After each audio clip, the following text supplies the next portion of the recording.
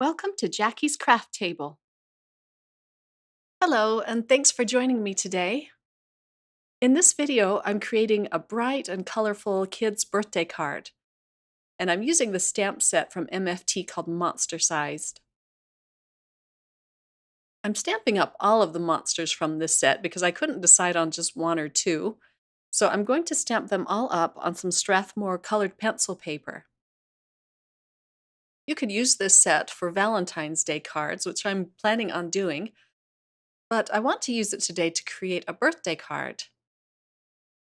I never seem to have enough kids' birthday cards in my stash, and this stamp set is just perfect for that.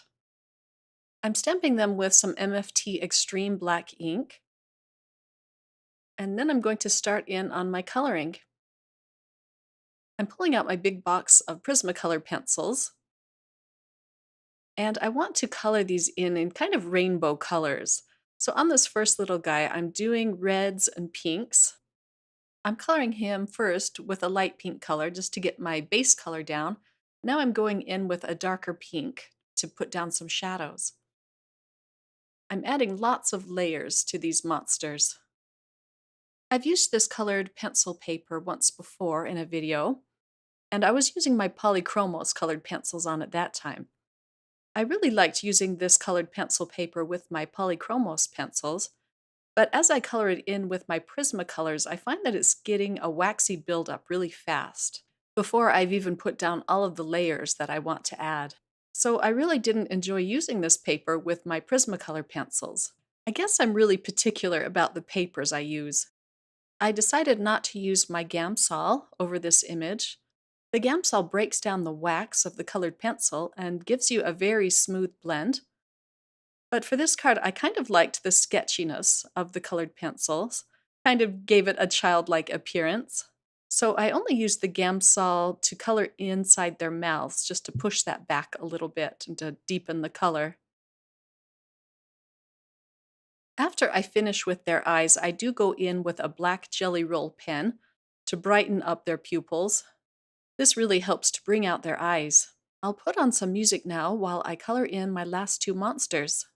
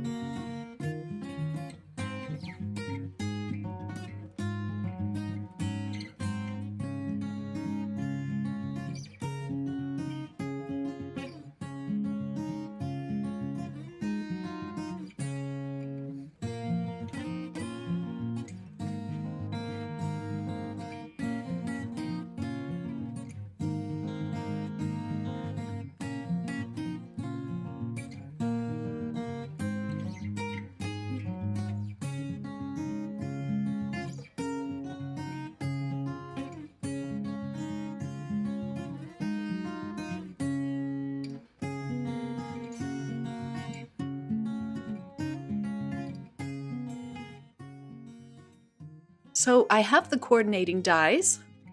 These monsters looked a little difficult to cut out with your scissors, so I was glad to have these. I'm not that great at fussy cutting my images.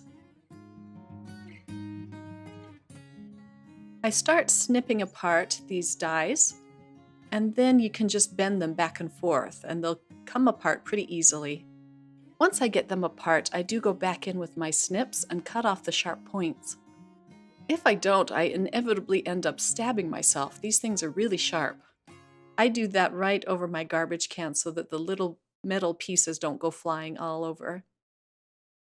I'm going to run them through my Sizzix Big Shot machine, and then they just pop right out. They are so cute. I love how these turned out. I'm using a whole sheet of my Inkadinkado masking paper. I want to create some colored windows behind my little monsters. There are a lot of window dies out on the market. I didn't have one in my stash, so I just cut mine out with my Fiskars paper trimmer. I didn't want to make you sit through that, so I just created that off camera. The first color I'm using is Cracked Pistachio. The blending foams I have for these colors are new, so they haven't been conditioned.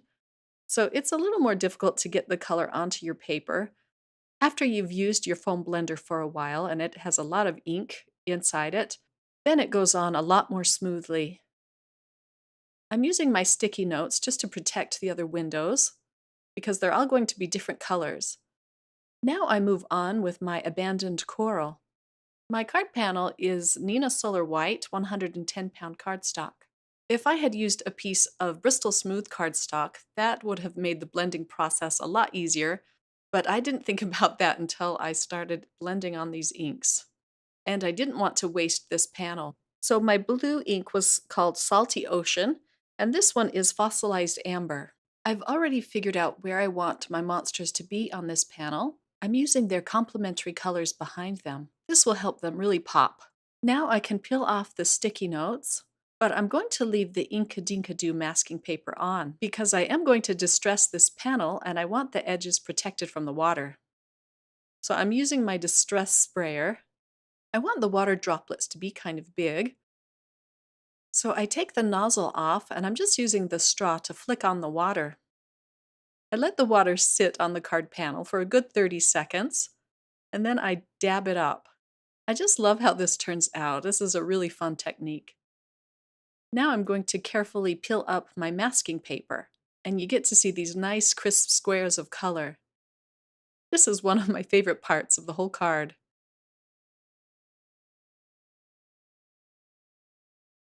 Before I do anything else, I'm going to adhere this card panel onto my card base, and I'm using the Extreme Tombow tape runner again. I'm going to be adding foam tape underneath my monsters, so I thought it would be best to adhere this panel now. For a lot of my card bases lately, I've been using black cardstock. I like writing my messages with a white Jelly Roll pen, and I think the kids would just love that to open their card and see the white ink.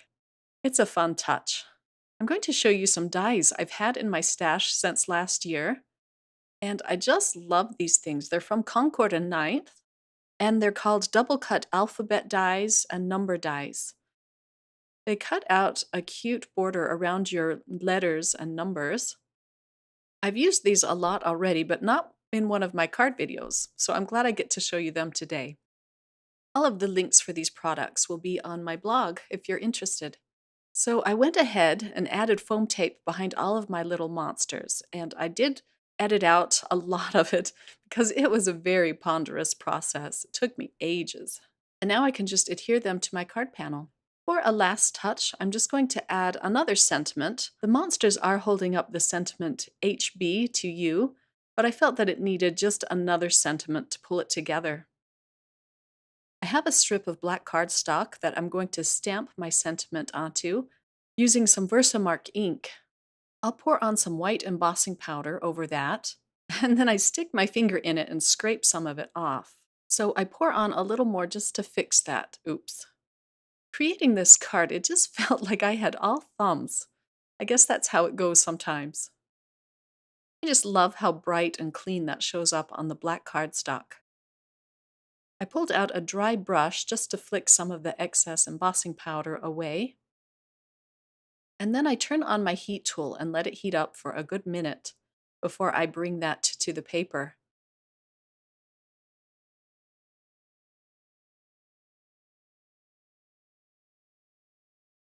I want to add a little bit of dimension to this sentiment, so I'm going to cut this foam tape in half and add it to the back. I'm going to adhere this sentiment kind of askew at the bottom of my card.